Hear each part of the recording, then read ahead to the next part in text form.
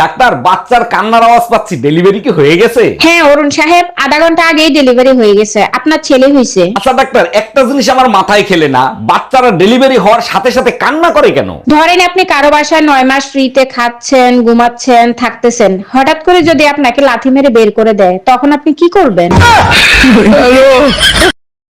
Doctor, আমার সামনের দাঁতগুলো লাল হয়ে গেছে, এগুলো পরিষ্কার করতে হবে। আচ্ছা ডাক্তার, দুনিয়াতে এত পেশা থাকতে আপনি দাঁতের ডাক্তার কেন হইলেন? সে এক লম্বা কাহিনী, আপনি শুনতে চাইলে বলতে পারি। হ্যাঁ হ্যাঁ, আপনি বলেন, আমার অনেক সময় আছে।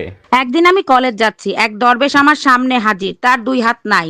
সে আমাকে ডেকে বলে আমার ঝুড়ির ভিতরে দাঁতন আছে, সেইটা দিয়ে আমার দাঁতগুলো একটু পরিষ্কার করে দে। শুনে তো আমার মেজাজ গেল খারাপ হয়ে। বললাম, আপনার সাহস তো মন্দ না, আমাকে দিয়ে আপনার নোংরা দাঁত পরিষ্কার করাবেন? এই কথা শুনে দরবেশ বাবা বলল, আমি তোকে অভিশাপ দিলাম, সারা জীবন মানুষের নোংরা দাঁত পরিষ্কার করে খাবি।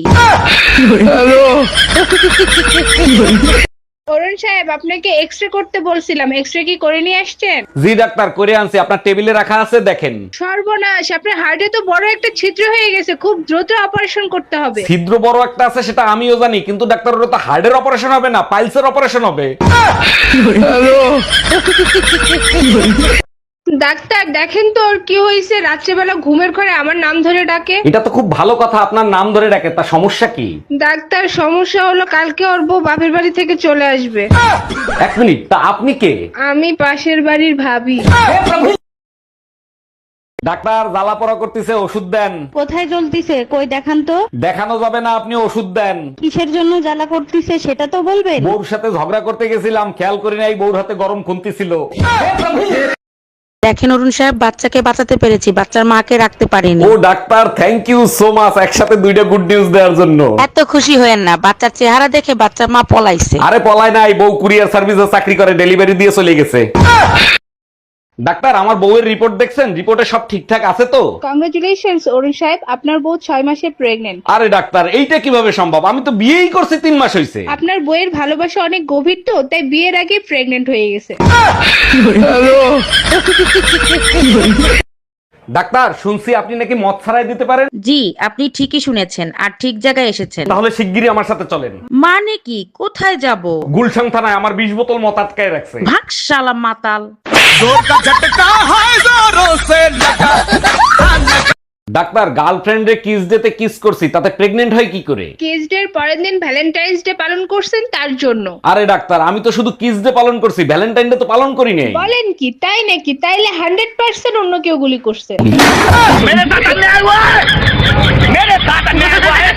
ডাক্তার, আমার জামাইয়ের কাশি হইছে, কাশির ওষুধ দেন। কতদিন ধরে কাশি হচ্ছে? আজ 3 দিন ধরে সমানে কাশতিছে। ও আচ্ছা, তা কিরকম ধরনের কাশি হচ্ছে? কাশতে কাশতে লুঙ্গি খুইলা যায়। এই নেন প্রেসক্রিপশন, পাশের ফার্মেসি থেকে ওষুধগুলো কিনে নেবেন। আচ্ছা ডাক্তার, একটা কথা জিজ্ঞেস করি? অবশ্যই, বলেন কি জানতে চান। প্রেসক্রিপশনে কি এমন লেখেন যা ফার্মেসির লোকেরা ছাড়া আর কেউ বোঝে না? প্রেসক্রিপশনে লেখা থাকে আমি ফকির বানাইছি, এবার কাঙাল বানানোর দায়িত্ব তোদের।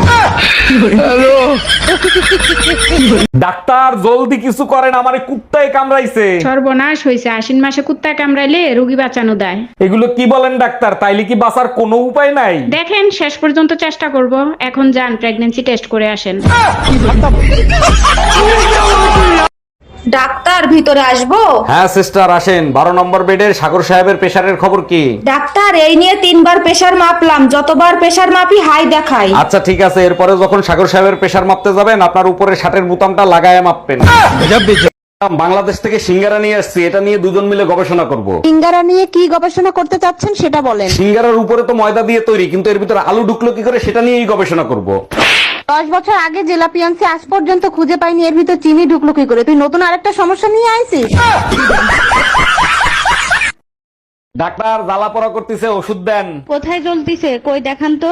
দেখানো যাবে না, আপনি ওষুধ দেন। কিসের জন্য জ্বালা করতিছে সেটা তো বলবেন। বউর সাথে ঝগড়া করতে গেছিলাম, খেয়াল করি নাই বউর হাতে গরম খুন্তি ছিল।